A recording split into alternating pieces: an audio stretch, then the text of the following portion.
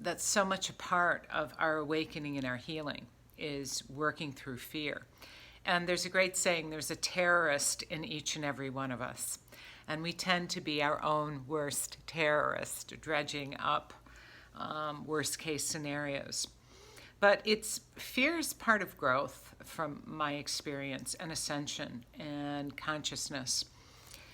You know, we come on planet with soul families that we reincarnate with to support each other's growth time and time again. And we even change roles. And I find that a lot of intuitives are born into dysfunctional families to bear witness to what fear or the heavier density looks like, and to then grow into being the way shower and moving away from that because you have a clear picture.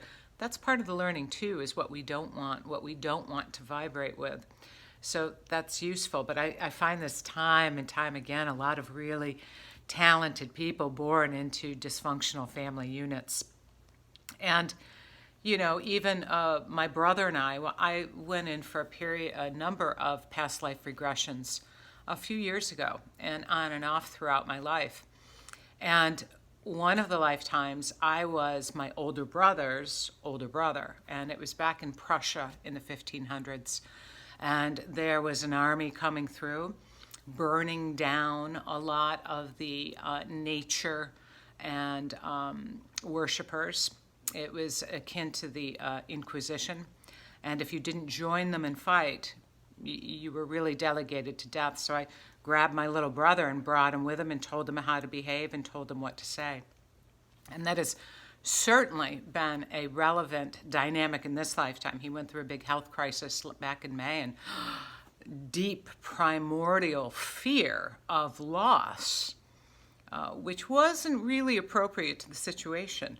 But I'm sure that many of you can resonate with that, where there's the depth of feeling that may not be equal to the external occasion. And I can equate that back to a past lifetime with him of literally being responsible for his very life. So when I perceived his life as being threatened, but that's part of the soul family is what I'm talking about, is we play different roles and we agree to that. And often these agreements are not easy because we learn through challenge and testing. And that's what helps us evolve. But this is also fear that we gain through societal programming. And, you know, especially like the media, which is very fear-based, and it's steeped in advertising too. It's no coincidence that the father of PR or advertising was the cousin to Sigmund Freud. He learned the techniques of how to manage the mind and get it to do things out of fear-based thinking. So when we come to realize that that programming has been so inherent, that gives us legitimacy in countering that, doesn't it? And we have this fifth dimensional energy firmly on the planet now, you know, especially going back to this 2012 time frame, that has really embedded on the earth and has brought about this rapid level of growth. But it does require much more self-love to work with it and to work through it. And learning how to soothe and love that part of self that is based in fear, that lack of understanding and the old belief systems. So we need to lead that self home into the recognition of your divinity, because that's part of what ascension is. It's waking up to who you really are, which is you're a divine soul who's had many experiences, and most likely in many different dimensions. We would be just awestruck if we knew our power and our immensity and our purity in a lot of ways too. So now we're being asked to do this with this denser energy, this third dimensional energy. And it makes sense that we have to work through old fears attached to, because we've all kind of been taught that we're not good enough, right? School, fall in line, fit in. Families, fall in line, fit in. There are all kinds of paradigms on the planet that do not encourage individuality. And so there's remnants of that, that's all, that are still kind of running in the energetic system, which I think it's easy to call fear. The not enough, I'm not good enough is fear-based. Judgment is fear-based. Whenever we're in judgment of ourselves and comparing ourselves to others, that's very fear-based. And that's very tricky territory because in my experience now working with, thousands of people, everyone's mapping is so different and unique. And when they get a handle of why they're here and the fear they're meant to work through and the old paradigms and what they're meant to grow into, it's like this big epiphany. And if other people could see and understand why others are doing what they're doing, that they don't have, we can't see that from, just that thin veneer of presentation of how everyone presents themselves to us. It would be a huge game changer if every one of you could sit where I've been sitting for the past 15 years even. It just strips away judgment and increases your sense of compassion and love for every soul's journey on the planet. So learning how to soothe and love that part of yourself that's based in fear and in the old beliefs. And, earth emotions also are very unique and pervasive. And fear is the dominating emotion in so much of what runs through it. It requires also emotional discipline to reduce those fearful distractions and those habits that are formed. And by emotional discipline, I mean really being aware of the old habit of thoughts and bringing love into it. I've been working the past 8 months with a higher collective called the Arcturians, and some of you have probably heard of them. They're like 8th dimension. And we have about 11 dimensions, 12 dimensions around this planet. Scientists are working on identifying the 12th, but the 6th dimension will bring you into the other dimensions, and that's much more the feeling vibration realm that then opens you up to beautiful sensory experiences. But what the Arcturians are really pushing on me, because I kind of work at their directive. They really are leading me into what I need to be talking about and my own work and my own healing. And their focus is love. Love would solve self-love. And the releasing of the fear would solve all the problems on this planet. There would be no hunger, there would be no war, there would be no all of the fearful-based problems. So it's really important to work with that discipline and bring that love in. And for the coaching clients that I work with coming in now wanting to expand upon their innate intuitive abilities, and everybody's pretty different there too, the first thing I focus on is the fear-based thinking. And people are surprised that, oh, it's not just me. I'm like, no, this is a collective process that we're moving through right now about working with and working through the habits of fear, fearful reaction, resistance, etc.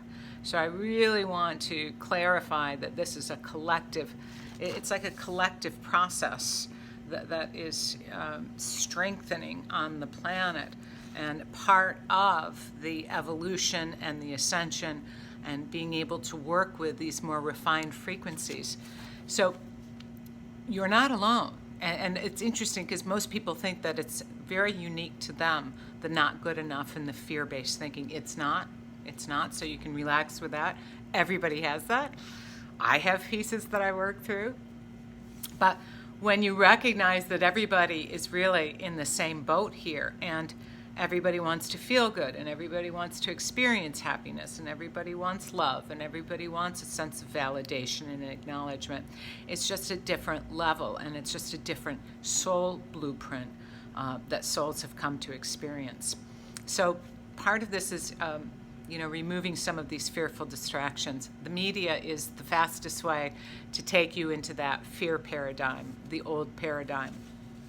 It's a big feat, too, to overcome self-judgment, fear. When you hold love for self, it opens you up to learning.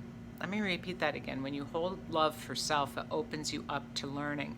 It takes you out of the judgment of I'm not good enough or smart enough or whatever enough, and opens you up to being able to explore much more comfortably than when you're in a judgmental state of self. So it's a big piece here. And it's necessary to open up those intuitive capacities, to walk through that meadow of fear and identify it through awareness. But recognizing that part of self that's held in that past experience, and then soothe and comfort it, and love that part of self, and it changes, your dynamics. The revelation of that changes it, that you're not alone, and it's not just you. And I've worked with some very successful people, and I think a lot of folks would be floored at the insecurities and the self-based fear thinking that they sometimes are working through, or the resistance themes that they're working through. So once we come to understand that this is just kind of ground zero for everyone, it takes any of the shame or judgment out of it.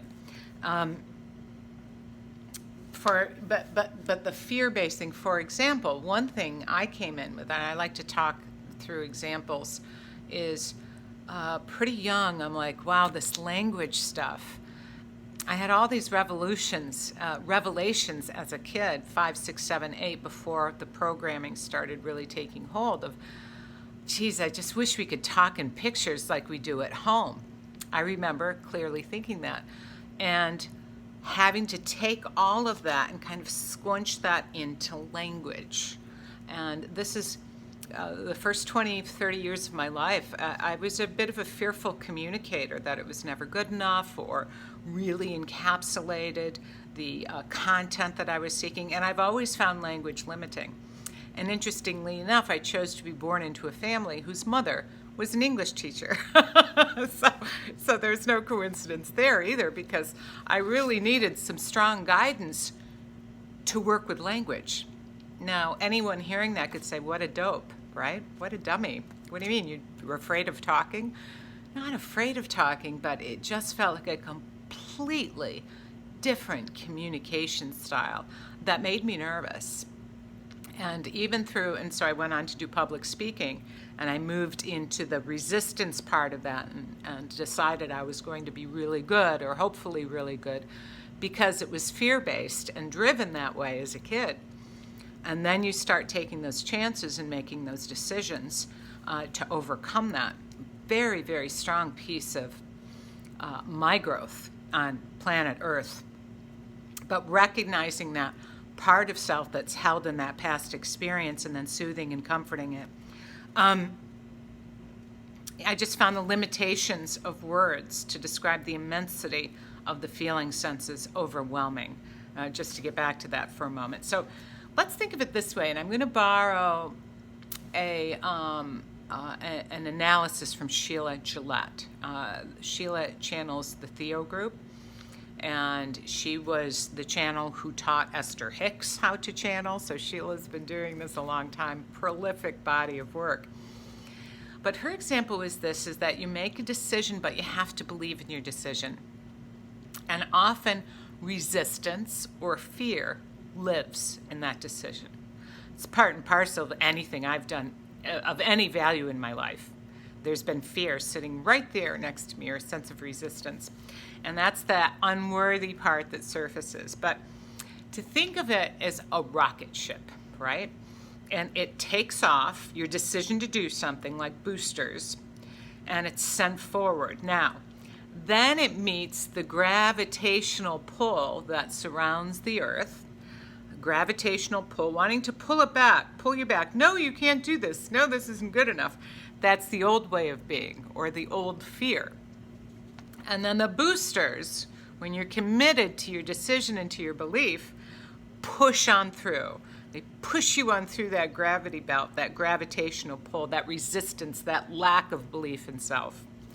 Then the evidence of a decision made and how it worked out And you need to rely on that evidence and go back to that process that, yes, when you make a big decision that's bigger and brighter and more loving than ever, there's going to be a side of you sitting right here that's like, you can't do that. Why do you think you could do that? And you go, okay, I'm going to get real comfortable with this side of self and really commit to what I want to create. And this can be anything. It can be a vacation, or a trip to Egypt, or a course in your life, or studying something, or an avocation, or a hobby or creative pursuit that you want to convert into avocation. Anything that, or as my grandmother used to say, if you're afraid, you must do it. She understood. She was very intuitive. She understood the energetic relationship of things. That fear is the resistance, but also the booster system to go big and high, knowing that the gravity pull of I'm not good enough or I can't do that, but you commit to it and you keep breaking through that gravity belt, and then pay attention to what comes in and the evidence that is shown to you through your commitment.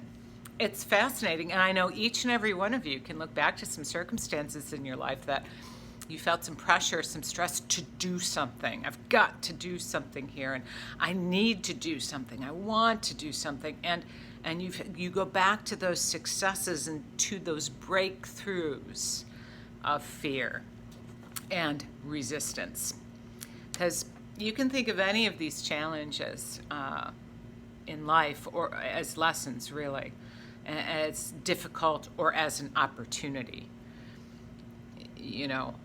I don't believe in no. That's been part of my rocket system, is I just always believe there's a way around some perceived obstacle or problem or limitation. And I've proved myself correct most of the time. And so sometimes when I'm in a state of resistance, I go back to my body of rocket launches to kind of boost me up again, right? For this piece that I know I need to move through or break through or whatever. So I encourage you to do that. See how much you can learn from that, and rather than continuing to hold resistance to it, take a step. And bravery does not exist without fear. All right. Much love to everybody. Talk to you again soon.